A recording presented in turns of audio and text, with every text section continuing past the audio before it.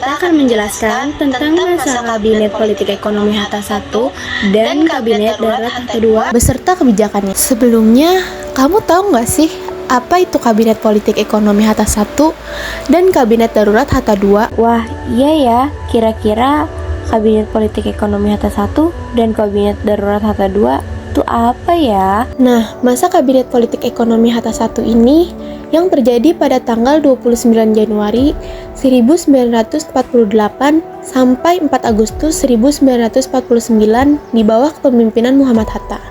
Pemerintah berfokus pada pemulihan politik dan ekonomi Indonesia setelah jatuhnya Kabinet Amir Syarifuddin. Selanjutnya, pada masa Kabinet Darurat atau PDRI yang terjadi pada tanggal 19 Desember 1948 sampai 13 Juli 1949, pemerintah tetap berjalan dalam kondisi darurat akibat agresi militer Belanda untuk mempertahankan kedaulatan Indonesia. Kedua masa ini menunjukkan upaya menjaga stabilitas negara dalam situasi normal maupun krisis.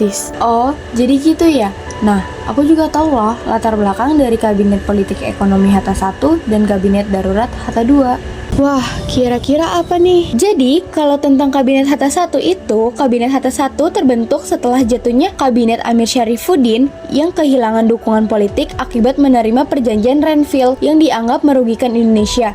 Pada saat itu, kondisi nasional sangat tidak stabil karena Indonesia menghadapi ancaman militer dari Belanda, konflik ideologi di dalam negeri, serta kondisi ekonomi yang lemah akibat perang. Dan yang terakhir, Kabinet Hatta II. Kabinet Hatta II terbentuk setelah para pemimpin Indonesia dibebaskan akibat tekanan internasional terhadap Belanda.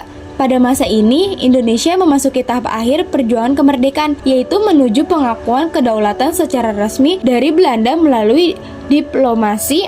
Nah, jadi gitu latar belakangnya. Nah, kalian tahu nggak sih Apa saja kebijakan-kebijakan pada masa Kabinet Politik Ekonomi Hatta 1 dan Kabinet Darurat Hatta 2? Jadi, untuk Kabinet Politik Ekonomi Hatta 1, yang pertama ada kebijakan politik. Perjanjian Renville dijalankan untuk menunda konflik dan memperkuat diplomasi. Era TNI, penyederhanaan dan penertiban TNI agar lebih efektif. Pemberontakan Madiun 1948 ditumpas demi menjaga stabilitas negara. Diplomasi internasional, mencari dukungan dan pengakuan kedaulatan. Selanjutnya, ada kebijakan ekonomi, rasionalisis anggaran, menghemat dan menata keuangan negara, ekonomi mandiri, mengutamakan produksi dalam negeri, blokade Belanda, mencari jalur perdagangan alternatif.